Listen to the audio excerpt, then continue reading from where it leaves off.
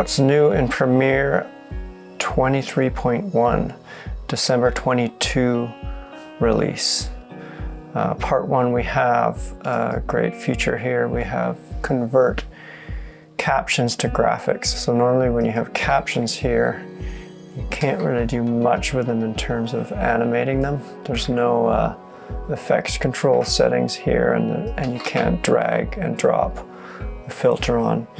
You have limited access to changing font size and that, which is great. But if we want to create this as a graphic, convert it to a graphic that we can animate and do our own thing, we just click on it and then go up to graphics and titles and go upgrade caption to graphic.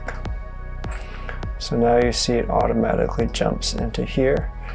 And then now we have access to motion, position, and scale that we can keyframe, and we can put, we can drag and drop animations over, and also we can send to After Effects if we want to do some more complex animation.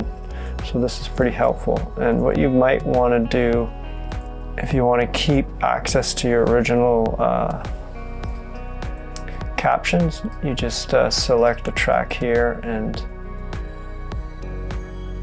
add track.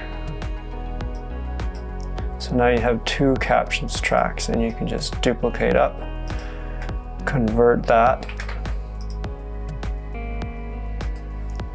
So now you have a backup if you ever just want to initiate the captions how they were before.